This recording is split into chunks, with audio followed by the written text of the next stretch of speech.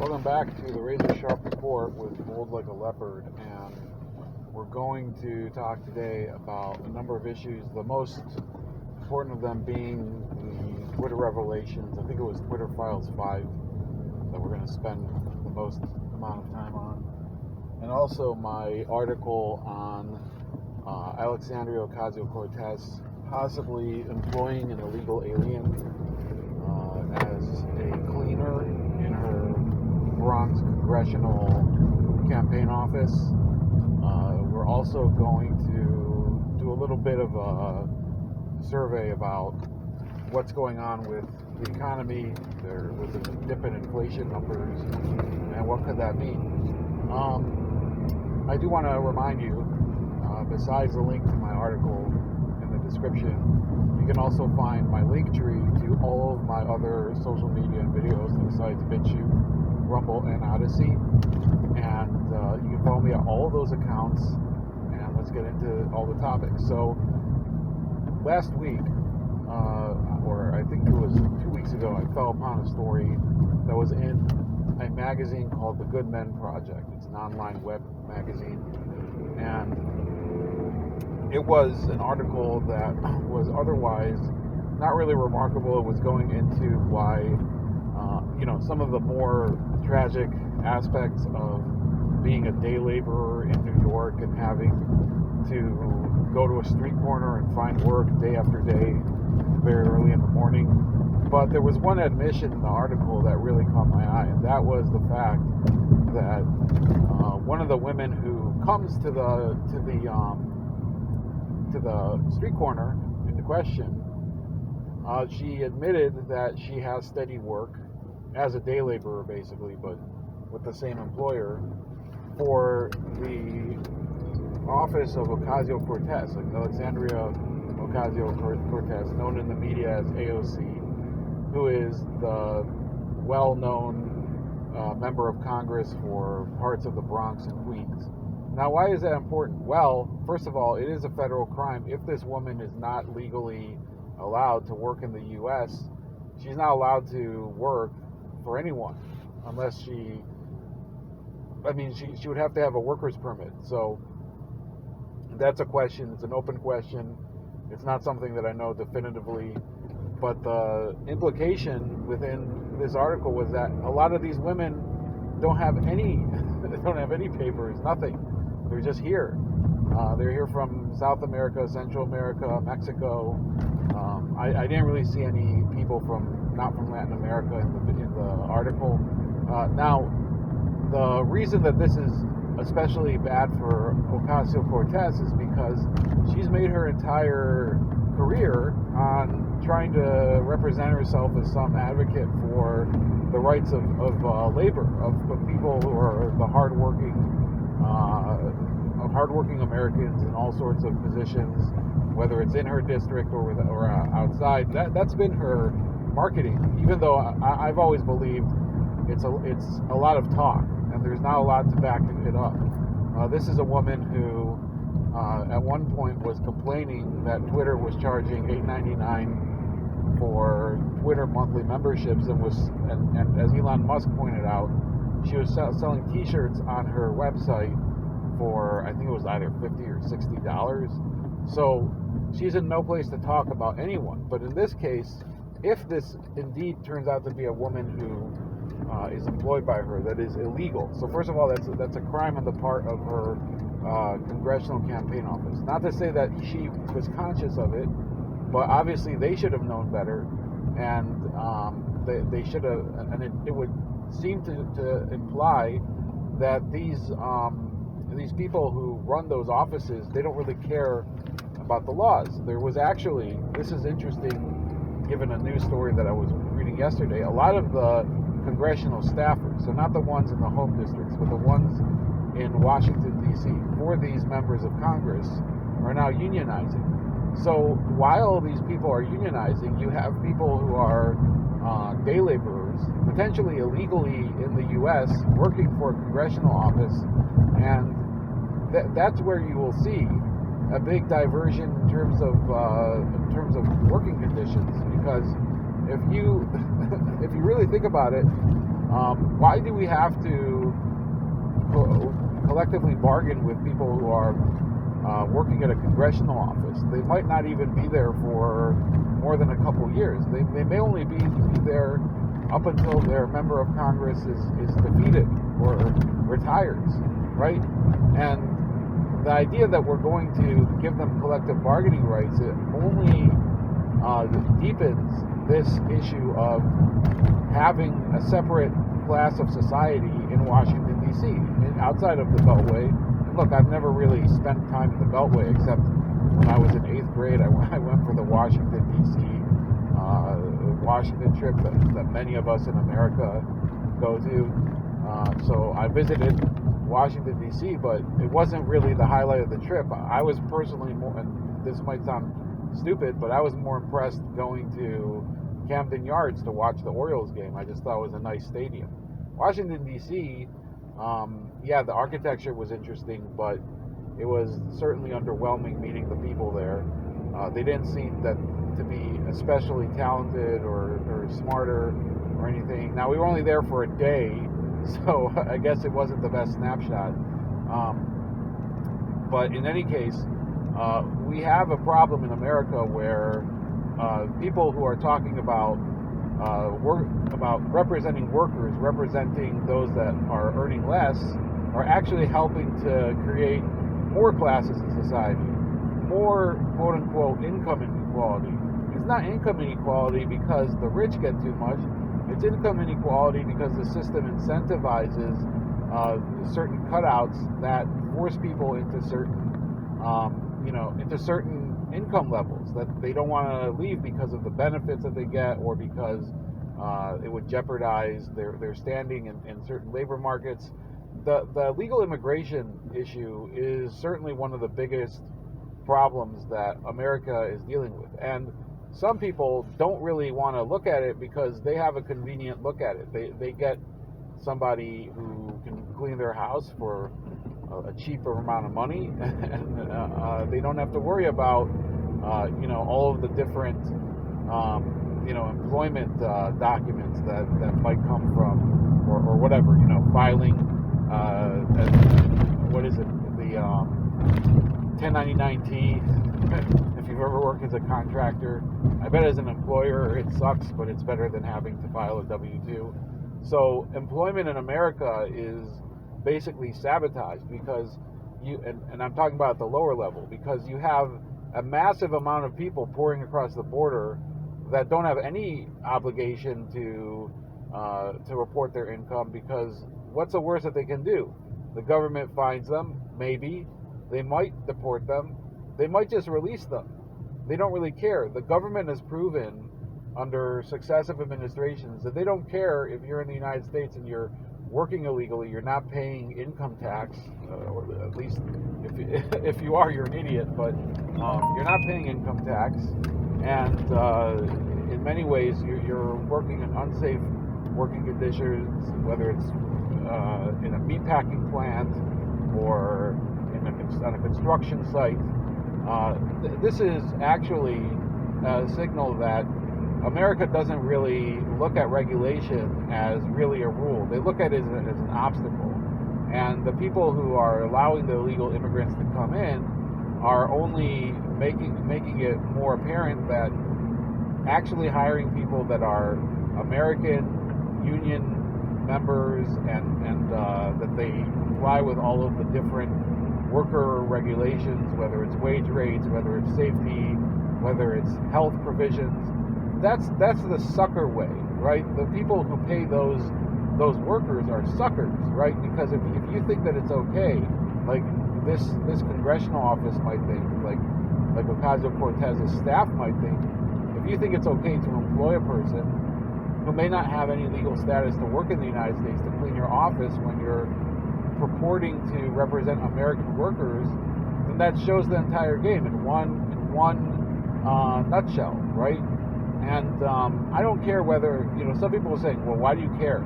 This is, you know that they're hypocrites. We know that they don't actually believe what they're saying.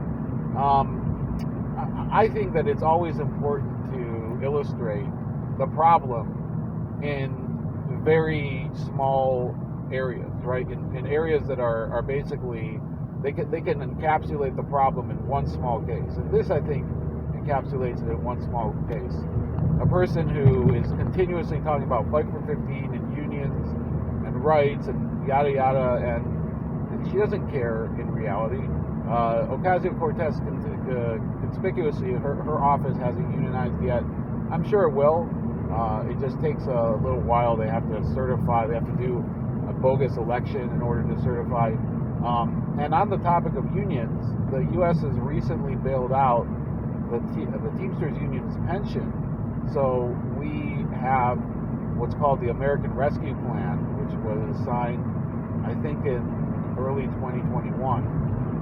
That was one of Biden's big corona-related bailouts. And using funds from that, they bailed out the Teamsters pension fund for tens of billions of dollars. I think it reached somewhere in the 50 to 60 billion dollar range. Now, you have to realize what this means. Other companies and other entities made commitments in collective bargaining agreements to the Teamsters to give them a certain pension that didn't work out. They didn't end up getting the money that they needed. That it was a bad deal.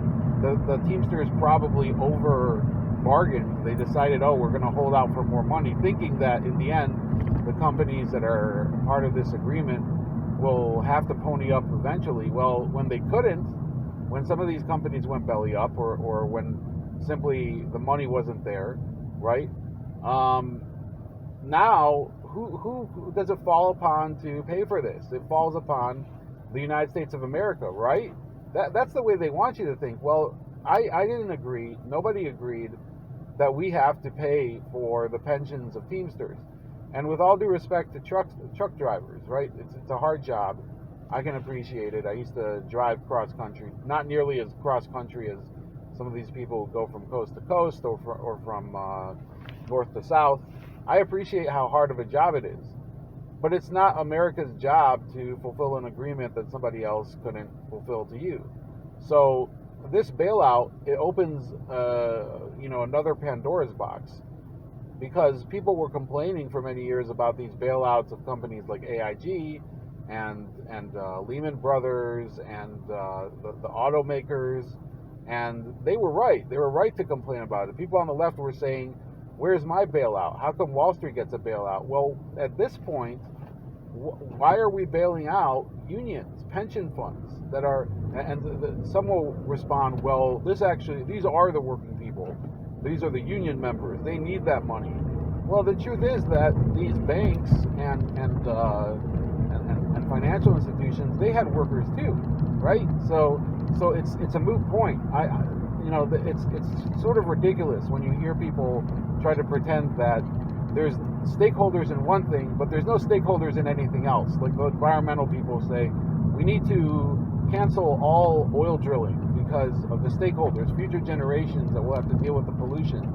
But we also don't care about the stakeholders who actually work in the industry, who will have nowhere to go. There's entire communities that are actually oriented around coal and oil drilling, and they don't care about those people. Those communities will literally fall apart if there is no exploitation of those minerals. So this is just another example of people being ignorant on how the economy works. You don't have to actually be an economist. You just have to apply common sense and look at these industries and realize where do their outputs go? Who depends on these industries in order to survive? And when the United States has to bail out an industry or bail out a union, you have to question, did these people make the mistake that we and everyone else are going to be paying for, right? And I don't care about the people who say, you're just anti-labor, you're one of these people who you think Wall Street is going to solve everything.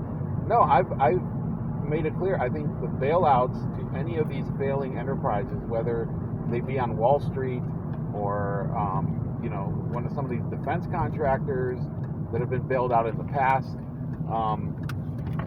they don't deserve a bailout. The United States isn't supposed to be your safety net. It doesn't matter who you are. This means that the rest of the country has to bear the burden of your mistakes.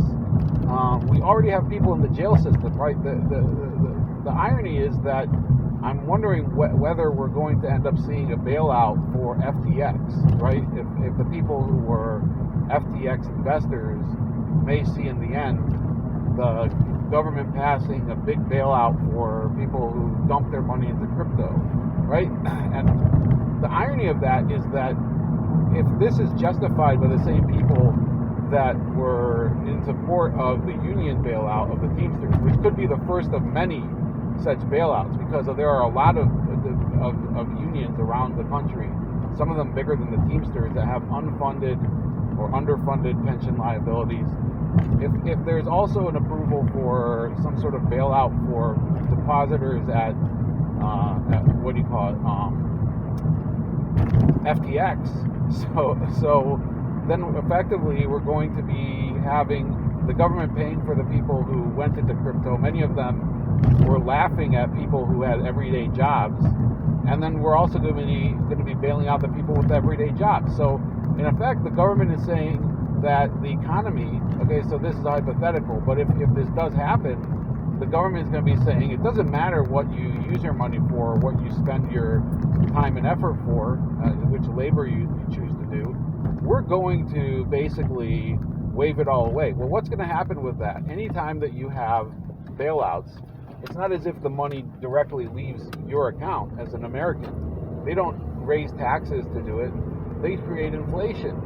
So the more of these bailouts happen, the worse the inflation is going to get. And that takes me to the issue of inflation. There was a lot of celebration in the past, I think it was either Tuesday or Monday. I think it was Tuesday. There was big celebration that the inflation number dipped down to 7.1%. And the reason that there was some celebration was that it was hoped this would signal the retreat of the higher interest rates, that either they wouldn't continue to hike at the same rate, right, the Federal Reserve, or they would stop doing it at all. And some probably are even holding on and thinking, well, maybe we can lower interest rates at this point. After all, we've beaten inflation. Inflation year over year has gone down to 7.1%, right? So that was their hope that this would happen. Well, I hate to break it to people, but this isn't as simple of a machine as saying raise rates, inflation goes down, problem solved. Yesterday there was another auspicious event, maybe not a coincidence, where China and Saudi Arabia signed a massive trade deal. Among the terms of the deal is that China would be able to pay in yuans for their oil.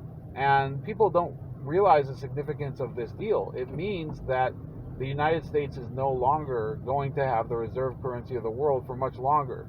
They're going to have to adapt to a new system where they're one of many nations that's able to trade for oil with their currency. Right now, people don't understand how this works. Basically, the U.S. had this supremacy in terms of the currency market, where all oil transactions had to be denominated in dollars for many, many years. And that was the way that the U.S. often paid for projects that it couldn't really afford, because if everybody is using the U.S. dollar, and the dollar is consistently in demand because that's what you pay for stuff, that's the big, as the reserve currency, people want to buy things, they want to buy commodities, imports, whatever it is. So that was the way that it was being done. So they would print more money, but it was okay because the rest of the world was using that money too. So eventually, even with all the debt being racked up, there was a hope that the U.S. would be able to continue printing money forever. That was the real plan. The real plan wasn't to use the money in order to get America's house in order and settle the problems. The point was, if I'm talking about politicians, that we have this advantage. We have the reserve currency of the world. So why don't we use it? Why don't we use it in order to get as much for our friends and for people who donate to our campaigns and for the defense contractors and for big pharma companies. Why don't we use all that advantage in order to make the people that keep us ahead of the game rich? And therefore it's a great racket for them, because then they don't have to worry about having to attract political support, because you have people who are just as dependent on the system as they are. Well, the wrinkle in this is that eventually, if other countries decide that, first of all, they don't like the way the U.S. is treating them, or on the other hand, if they think that they're not going to be able to recoup the debt that the U.S. is running up, because you're still borrowing money from other countries, right? You're not just printing money from the Federal Reserve. You're literally taking money through treasury bills. Okay, you're selling treasury bills to other countries, Japan, China, other nations out there, and they're eventually going to come and ask for their money back. And if the U.S. doesn't have that money to give back, then they're going to lose confidence in our currency, and then it's going to plummet. Well, yesterday, after the inflation reading came down low, the exchange, the DXY exchange metric, which talks about, that's basically showing the strength of the dollar worldwide as an average on currencies, it went down about 1% too. And I think it was related to, at least in part, what was happening in Saudi Arabia, that they were signing this trade deal. Xi Jinping of China is basically signaling that he wants to cut out the middleman. The middleman is America.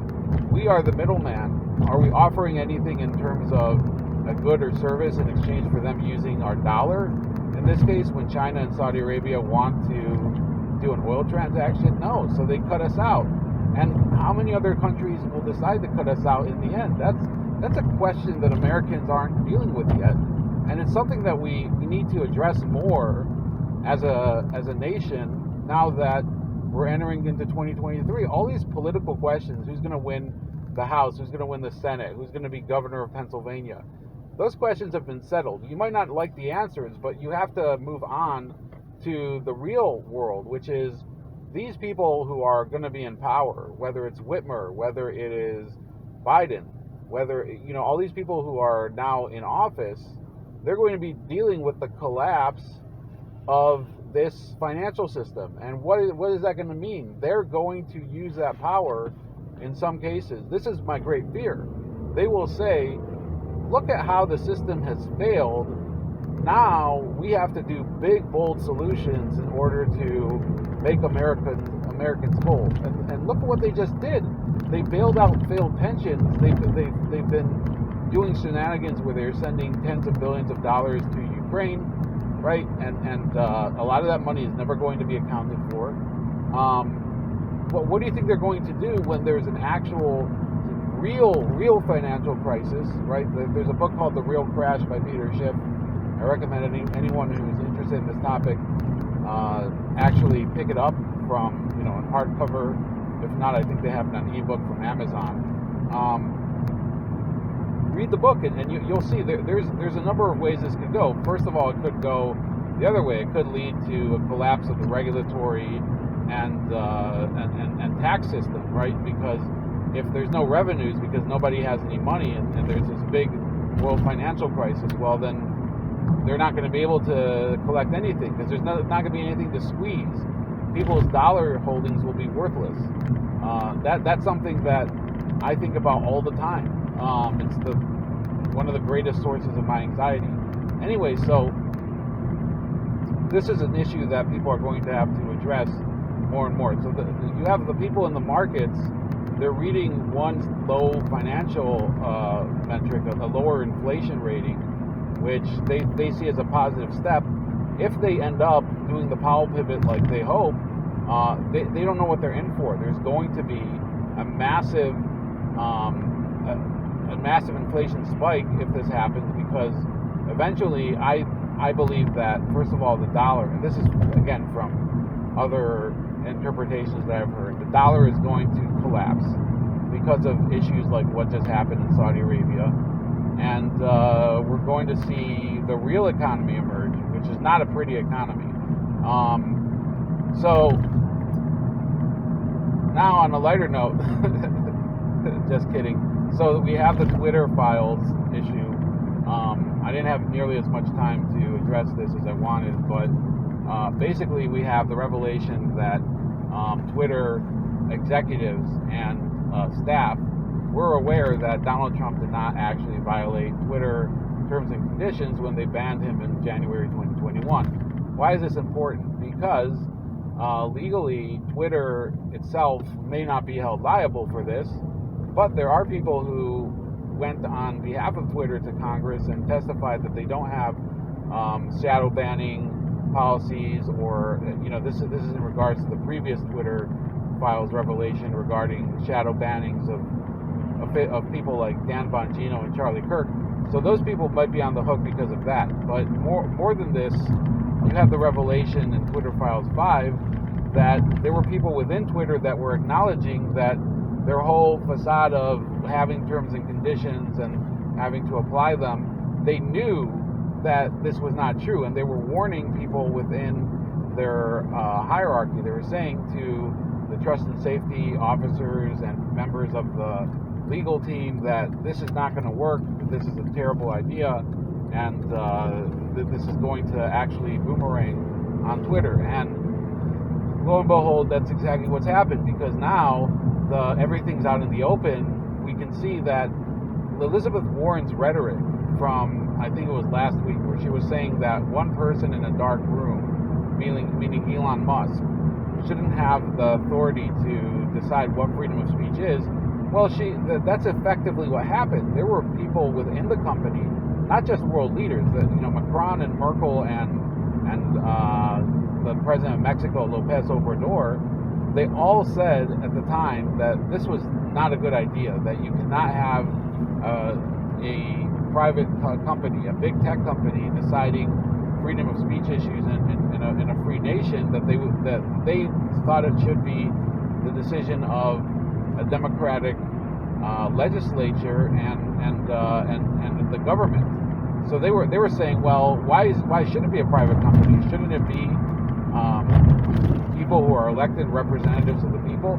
So that was their complaint, and that was probably the same line that Elizabeth Warren was going for. Well, in reality, that's what Twitter was doing at the time. When Donald Trump was banned, they were having one person, Vijaya Gadde, who was the chief legal officer, and she was saying, yeah, I think that it doesn't matter whether the terms and conditions were effectively violated on paper. I think that there was some coded language in here. It was some tweet about how 74 million patriots, they are the ones that have been wronged, or something like that. And she was saying that this was coded language calling for violence. That shows that this is exactly the type of thing that Elizabeth Warren was talking about, but she's not going to apply that standard to Vijaya Gadde, because the only reason that she would object to censorship is if it is coming from the right. And that shows how hollow the rhetoric is on the left about freedom of speech. These are people who, I remember during the Trump administration, there were a lot of liberals and people in the middle of the road who went out and they watched a movie called The Post. I think Tom Hanks was in it.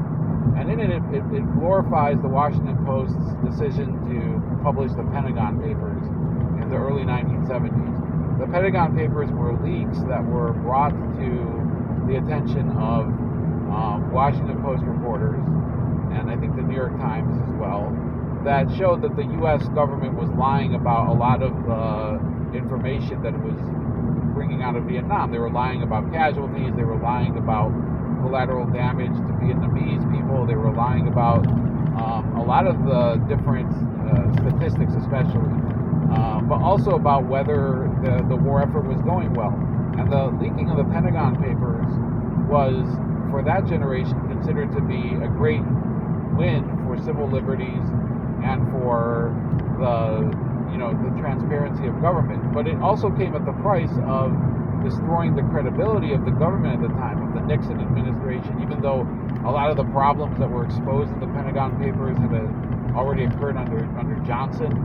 But both the Nixon administration and Johnson were deleteriously affected by the Pentagon Papers because it was shown that this was simply a war effort that was being portrayed to the public as something completely different from what was going on the ground. And people on the right and the left started to realize that the war effort was simply being mismanaged by people who were deemed to be the experts.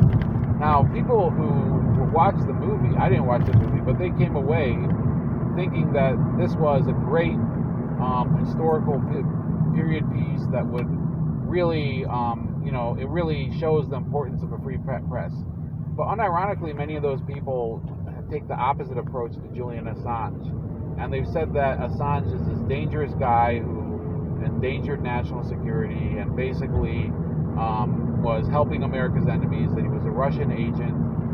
Nowadays, there's actually more and more pressure to pardon Julian Assange. And I don't know whether it's going to happen. And I think if it does happen, some people will attribute the credit to Joe Biden and say, well, Joe Biden finally righted an historical wrong. He pardoned Julian Assange.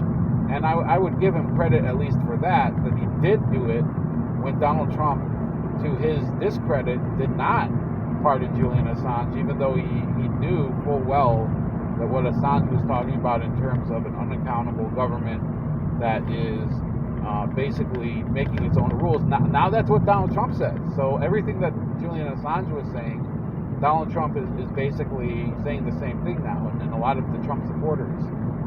But Donald Trump did not pardon Julian Assange, perhaps because he was warned not to.